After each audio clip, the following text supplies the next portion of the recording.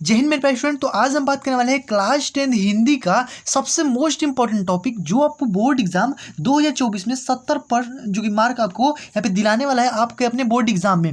तो आज मैं बात करने वाले हैं क्लास 10 के जो हिंदी का पेपर होगा, ठीक है, उसमें आप कैसे यहाँ पे अच्छे मार्क को गेन कर पाएंगे। और मैं गारंटी देता हूँ जो अभी तक कुछ भी नहीं पढ़े हैं उनके लिए ये वीडियो होने वाली है, क्योंकि इस वीडियो में हम जानेंगे हिंदी की जो सबसे मोस्ट इंपॉर्टेंट टॉपिक्स हैं, गद्य से, पद्य से, जीवन परिचय, संस्कृत, रस, छंद, अलंकार, ठीक है, जो भी आपके हैं सारे आपको इस वीडियो में ही क्लियर हो जाने वाले हैं। और इस एक वीडियो से ही आपको पूरा जो बोर्ड एग्जाम में 70 में 70 नंबर दिलाने की मैं गारंटी लेता हूं। और ये पूरा आपको केवल इतना अगर आप पढ़ लेते हैं ना तो आपको बोर्ड एग्जाम में अच्छा मार्क देखने को मिलेगा और आप बोर्ड एग्जाम में 95% प्लस मार्क आप यहाँ पे लेकर के आ सकते हैं। तो आइए स्टार्ट करते हैं और आसान तरीके से देखते हैं। और एक चीज़ आपको ध्यान से देखना है, ठीक है, ये 5 मिनट की छोटी सी वीडियो है और इसमें आपको यहाँ पे 70 में 70 आपको बोर्ड एग्जाम में दिलाएगी, ठीक है। तो आप बस ध्यान से देखिएगा और समझिएगा। यहाँ पे देखिए, तो जो भी आप अभी तक कुछ भी नहीं पढ़े उनके लिए वीडियो है। तो सबसे पहले हम स्टार्ट कर लेते हैं गद्यांश से, ठीक है। गद्यांश सबसे पहले हम देख लेते हैं। तो क्लास 10 वाले ध्यान से देखेंगे और इसको एकदम जरूर से पढ़ लेंगे, ये मैं आपको बता रहा हूँ, इसी से आपका प्रश्न एग्जाम में आने वाले हैं। तो देखिए, सबसे पहले हम गद्यांश देखेंगे।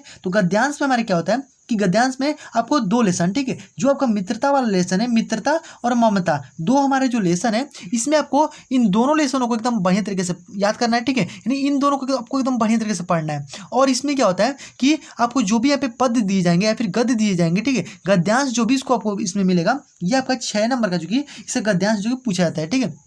तो ये आपका गद्यांश आता है 6 नंबर का और पद्यांश भी आता है आपका 6 नंबर का, ठीक है। तो यानी दोनों जो है वो आपका 6 नंबर का आएगा। और अगर आप ये मित्रता वाला और ममता वाला ये अगर 2 आप पढ़ लेते हैं ना तो आपको इससे गद्यांश जो कि बोर्ड एग्जाम में देखने को मिल जाने वाला है। और इसमें मैं आपको गारंटी के साथ बोलता हूँ, पिछला आप बहुत सारे पेपरों को उठाकर देख लीजिएगा, 2021, 22, 23, ठीक है, जो भी आप उठाकर देख लीजिए, आपको इससे प्रश्न जो कि देखने को मिलेंगे, ठीक है। तो आप इसमें पकड़ भी सकते हैं। आपको बस करना क्या है, आप स्ट्रेटेजी में थोड़ा सा आपको बता देता हूँ, आपको बस एकदम मतलब बहुत ही आसान तरीके से पकड़ सकते हैं। देखिए, जैसे कि मान लीजिए मित्रता लेसन है ना, तो मित्रता लेसन में आपको करना क्या है कि आप उसमें देखिए मित्रता को खोजिए, ठीक है, या फिर उसमें कोई कहीं ना कहीं तो लिखा ही होगा मित्रता, या फिर कहीं ना कहीं आपको उसमें लिखा होगा ममता, ठीक है, जो भी आपको यहाँ पे मतलब पैसेज दिया होगा या फिर गद्य दिया होगा, ठीक है, उसमें आपको लिखा होगा, ये सब पकड़ सकते हैं। और इन दोनों के भाई कवियों को भी देख लीजिएगा, क्योंकि आपको संदर्भ भी लिखने के लिए आता है, ठीक है, तो आप दोनों जो कि क्लियर कर लीजिएगा। उसके बाद हम देख लेते हैं यहाँ पे पद्यांश। पद्यांश में आपको 2 चीज़ें यहाँ पे पद्य, ठीक है, यानी जो पद है हमारा पहला लेसन, ठीक है, पद है, और यहाँ पे धनुष भंग वन पथ पर, ठीक है, ये 2 चीज़ें आपको इससे जो कि प्रश्न बोर्ड एग्जाम में देखने को मिलेगा। तो पद और धनुष भंग जो कि वन पथ पर, आप ये दोनों जो कि पढ़ लीजिएगा। देखिए, जो कुछ जो मतलब कुछ यहाँ पे पहले जो कटे गए हैं, यानी जो 2023 में कुछ सिलेबस को काटा गया था वो फिर से यहाँ पे रिड्यूस, यानी फिर इसमें हमारा यहाँ पे आ चुका है, ठीक है, जो पहले के हमारे सिलेबस जो रिड्यूस हुए थे वो फिर हमारे यहाँ पे आ चुके हैं। तो सिलेबस में भाई बहुत सारे सिलेबस जैसे कि हमारे इसमें क्या लिखू था, ठीक है, ईर्ष्या ना गई मेरे मन से, ये सारी चीज़ें हमारे इसमें कट गई थी, लेकिन वो फिर भी हमारे यहाँ पे आ चुका है, ठीक है। तो उस प्रकार से इसमें भी हमारा है। और जैसे इसमें वर्षा सुंदरी के प्रति, ठीक है, ये ऐसे ही चंद्रलोक में प्रथम बार, तो ये सारी चीज़ें अब इसमें आ गई हैं फिर से सिलेबस में, ठीक है। लेकिन सबसे मोस्ट इंपॉर्टेंट तो हमारा पद है और धनुष भंग वन पथ पर, इसको एकदम बढ़िया तरीके से आप पढ़ लीजिएगा, ठीक है।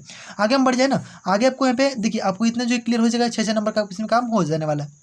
आगे बात करते हैं जीवन परिचय की। जीवन परिचय में आपको एकदम मोस्ट इंपॉर्टेंट जीवन परिचय जो गद्य से और पद्य से है, इसको आप ध्यान दीजिएगा। सबसे पहले आपको यहाँ पे रामचंद्र शुक्ल का जीवन परिचय एकदम आपको आसान तरीके से याद कर लेना है, पूरा एकदम बढ़िया तरीके से। और आपको देखिए जो भी आप गद्यांश को लिखेंगे, ठीक है, यानी जो भी आप जीवन परिचय लिखेंगे, मान लीजिए हमारा पूरा पेज है, तो पेज में मान लीजिए यहाँ पे आप लिखना स्टार्ट करेंगे, तो आप एक साइड में थोड़ा सा लिख दीजिएगा, और उसमें जन्म, यहाँ पे मृत्यु, ठीक है, पिता का नाम, माता का नाम, आप यहाँ पे साइड में थोड़ा उसको लिख दीजिएगा, इसको इन्हीं के बारे में, ठीक है। तो यहाँ पे उस तरह क्या होगा कि एग्जामिनर को यहाँ पे कॉपी चेक करने में आसानी होगी और बस देखेगा हाँ भाई ये बढ़िया तरीके से लिखा हुआ है और ये सारी चीज़ें सही हैं, तो केवल आपका ये वाला मिलाएगा, आपको पढ़ने नहीं जाएगा, आपको पूरा नंबर जो कि देके चला जाएगा। तो ये होती है कुछ स्ट्रेटेजी, आप थोड़ा इस पर मतलब ध्यान दीजिएगा, बोर्ड एग्जाम में ऐसे आप करिएगा हमको, ठीक है।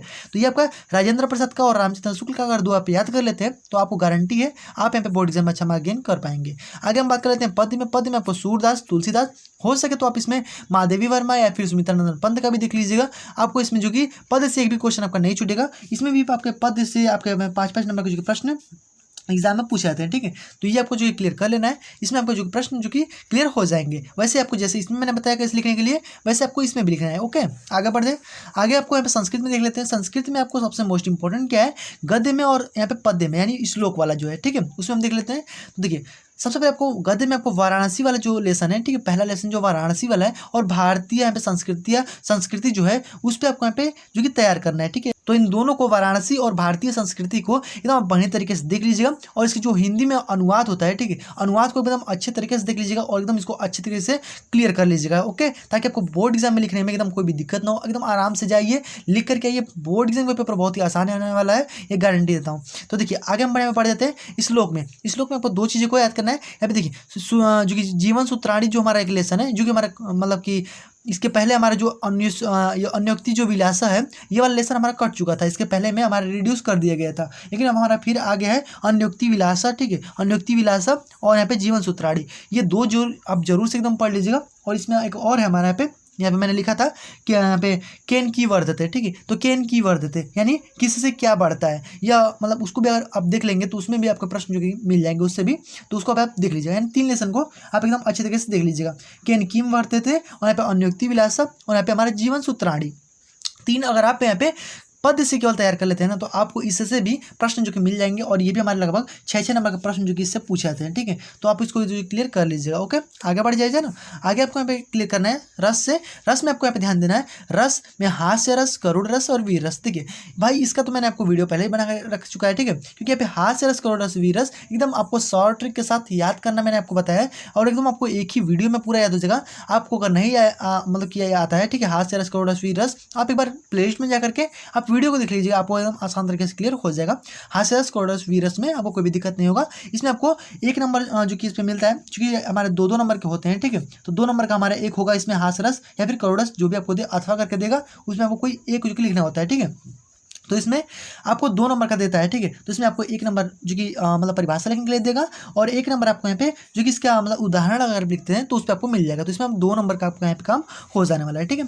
तो इसको आप जो कि देखिए पहले इसको अभी तुरंत में मत लिखिएगा, इसको बाद में लिखिएगा, क्योंकि छोटे छोटे हैं ना, बहुत ज़्यादा टाइम ले लेते हैं, ठीक है। तो इसको आप थोड़ा ध्यान दीजिएगा, इसको थोड़ा बाद में लिखिएगा, ओके। ये जैसे अब दोहा भी हो गया, ये भी हमारा 2 नंबर का जो कि पूछता है। 1 नंबर का हमारे लिखने के लिए परिभाषा, 1 नंबर का हमारे यहाँ पे 2 मतलब उदाहरण के लिए मिल जाता है, ठीक है। तो दोहा, सोरठा, रोला, अब आप जानते भी होंगे भाई, दोहा का उल्टा हमारा सोरठा होता है, ठीक है। तो इसी प्रकार से यहाँ पे आप मतलब ये भी बहुत ही ईजी है, छंद भी बहुत ही ज़्यादा ईजी है, बस केवल 3 आप यहाँ पे तैयार कर लीजिए, आपका यहाँ पे बोर्ड एग्जाम काम हो जाने वाला है, ठीक है। तो इसको एकदम मतलब कि आप इसमें ना जो कि उदाहरण को एकदम बढ़िया तरीके से पढ़ लीजिएगा। उदाहरण मैंने आपको बहुत ही आसान जो कि हमने आपको बताया है, आपको उसका लिंक जो डिस्क्रिप्शन बॉक्स में मिल जाएगा, आप वहाँ से भी उसको देख सकते हैं, ठीक है। चलिए आगे बढ़ते हैं। अलंकार, अलंकार में आपको 3 चीज़ों का याद करना है, ठीक है। यहाँ पे अलंकार में अनुप्रास अलंकार, चूंकि देखिए अनुप्रास है, यमक है और श्लेष है, ठीक है। ये 3 तो आपको एकदम सबसे मोस्ट इंपॉर्टेंट कंपलसरी है, आपको एकदम पढ़ना ही है, और ये जो 3 है आपको इसमें आपको पढ़ना है, ठीक है। उपमा, रूपक और उत्प्रेक्षा, ठीक है। देखिए ये बहुत ही ईजी होता है भाई। देखिए आप बस केवल एक बार वीडियो को देख लीजिएगा, आपको यहाँ पे अनुप्रास, यमक, श्लेष, उपमा, रूपक, उत्प्रेक्षा, आपको इसमें कोई भी दिक्कत नहीं होगा। देखिए बहुत ही ईजी होता है। उत्प्रेक्षा में भाई मैंने आपको बहुत ही आसान तरीके से बताया था कि जान, जनो, मानो, मनो, जनहु, मनहु इत्यादि सब आता है, तो हमारा उत्प्रेक्षा अलंकार हो जाता है। इस वजह से आप उदाहरण को केवल याद कर लीजिएगा, जैसे कि सिर फट गया उसका वही मानो अरुण रंग का घड़ा, ठीक है। तो मानो हमारा आगे, इसका मतलब उत्प्रेक्षा अलंकार है। और देखिए इससे आपको ना आपको बहुविकल्पीय प्रश्न भी आपको देखने को मिल सकते हैं, यानी आपको उपसर्ग, प्रत्यय, इन सबसे आपको प्रश्न जो है बहुविकल्पीय में भी देखने को मिल सकते हैं। आप जो प्रत्यय और या फिर उपसर्ग को आप देख लीजिएगा, उससे आपके प्रश्न आपको बहुविकल्पीय में आएंगे, और ये इसमें आपको 1-2 नंबर जो दे करके चले जाएंगे, ठीक है। तो देखिए प्रत्यय में क्या होता है कि कोई भी शब्द के लास्ट में जुड़ करके उसके अर्थ को बदल देता है। उपसर्ग में क्या होता है, किसी भी शब्द के पहले जो कि जुड़ करके और उसके अर्थ को बदल देता है, ठीक है। जैसे कि मान लीजिए कि जैसे हम बात कर लेते हैं लिखावट, ठीक है, तो लिखावट, ठीक है, यानी वट जो है लास्ट में जुड़ करके यहाँ पे अर्थ को यहाँ पे बदल दिया, यानी लिखा, यहाँ पे वट जो है लास्ट में जुड़ गया, तो यहाँ पे हमारा प्रत्यय हो जाएगा, ठीक है। इस प्रकार से लास्ट में जुड़ेगा और उपसर्ग जो होता है हमारा पहले ही जुड़ जाता है, ठीक है। तो ये होता है थोड़ा उपसर्ग और प्रत्यय में, थोड़ा इसको बहुत ध्यान दीजिएगा। आगे हम बढ़ जाते हैं। खंड काव्य में अगर आप देखेंगे तो खंड काव्य में आपको अगर पूजा खंड काव्य या फिर तो अब देखिए अब इसमें आपको तो यहाँ पे अलग अलग भाई जिले का होता है, ठीक है, क्योंकि यूपी में भाई 75 तो जिले हैं, 75 जिलों में भाई अब सबका अलग अलग होता है। जैसे हमारा अगर पूजा खंड काव्य हो जाएगा, ठीक है, अगर पूजा खंड काव्य हो जाएगा, इस प्रकार से हमारा मेवाड़ मुकुट है, ठीक है।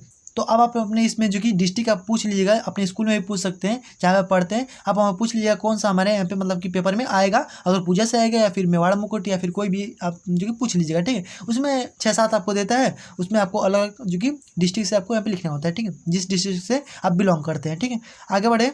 तो यहाँ पे अगर पूजा खंड का वाला अगर आपको लिखना है तो उसमें आप श्री कृष्ण वाला जो चित्रण है एकदम इसको आपको कंपलसरी है पढ़ना। इसको एकदम बढ़िया तरीके से नायक का जो चित्रण है, इसमें नायक जो है वो श्री कृष्ण जी है, इसका आपको एकदम मतलब आपको पढ़ा रखा है। इसमें बहुत सारे लड़कों ने भाई कमेंट भी किया तो मैंने उस पर बनाया और उसमें बहुत सारा प्यार भी मिला था। ठीक है, तो यहाँ पे श्री कृष्ण वाला जो चित्रण है उसको आप एकदम देख लीजिएगा, आपको एक ही वीडियो में पूरा एकदम क्लियर हो जाएगा, जिसका भी अगर पूजा खंड का आपको पढ़ना है। ठीक है, आप उसको देख लीजिएगा, नायक वाला जरूर से आप देख लीजिएगा। आगे बढ़ते हैं निबंध में। निबंध में आपको बात करना है तो देखिए, अगर पूजा ये तो मान लीजिए शायद आपको 5 नंबर का जो कि पूछता है आपके एग्जाम में।